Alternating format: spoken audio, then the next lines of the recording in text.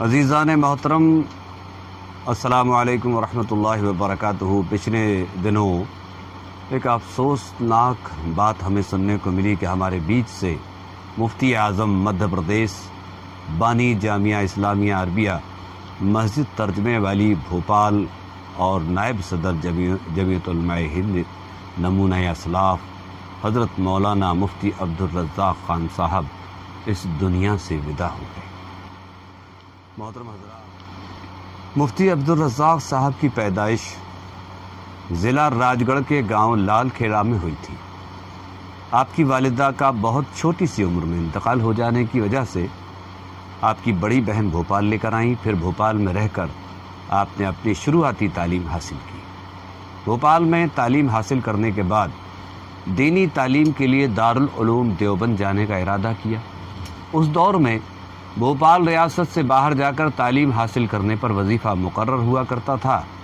دیوبند میں دور تعلیم آپ حضرت مولانا حسین احمد مدنی رحمۃ اللہ علیہ کے محبوب ترین طلباء میں سے ایک تھے، اور ویسا ہی آپ کا حال تھا کہ آپ نے استاد محترم سے بہت محبت کیا کرتے تھے۔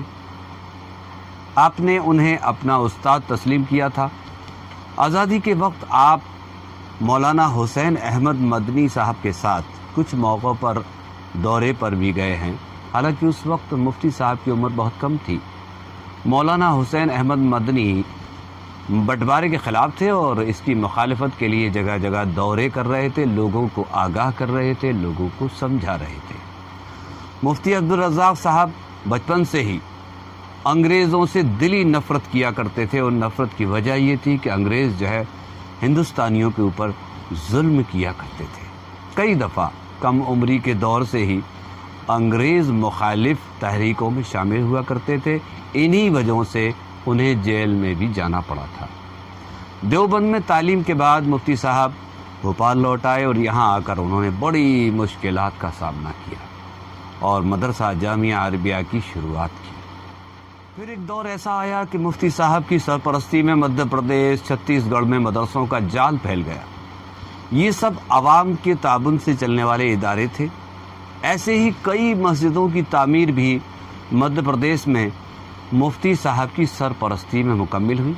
آزادی کے بعد ملک اور صوبے کے حالات تیزی سے بدلے، فرقہ پرستی تیزی سے بڑھنے لگی۔ اس دور میں مفتی صاحب نے MP میں قوم کی رہنمائی فرمائی، اور ہمیشہ آپ فرقہ پرست تعصب کو پسند نہیں کرتے تھے، اور جو لوگ اسے پسند کرتے تھے ان کے خلاف رہتے تھے اور پرزور آواز بلند کرتے رہتے تھے۔ MP کے ہر مکھ منتری سے آپ کے ہمیشہ اچھے تعلقات رہے، مگر جب حکومت کو راہ دکھانا ہوتا تھا تب مفتی صاحب اس میں ذرا بھی دیر نہ کرتے تھے۔ ایک بار ارجن سنگھ جی سے کسی مسئلے پر اختلاف ہو گیا تھا، جس کی سیدھی شکایت آپ نے اندرا گاندھی سے کی تھی۔ آپ کا احترام ملک کے پردھان منتری بھی کیا کرتے تھے، چاہے اندرا گاندھی ہوں، راجیو گاندھی ہو یا اٹل بہاری ہوں۔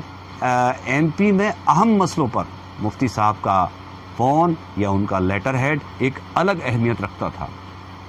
مفتی صاحب کی خدمات کے بارے میں جتنا کہا جائے، جتنا بتایا جائے، جتنا ان باتوں پر ذکر کیا جائے وہ کم ہے۔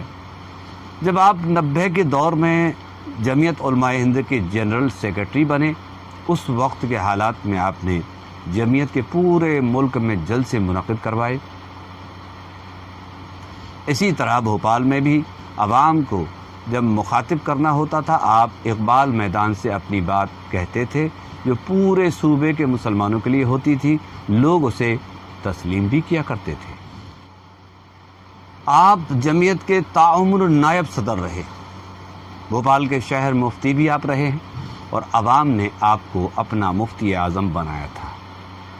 ان کے بارے میں جتنا ذکر کیا جائے اتنا کم ہے۔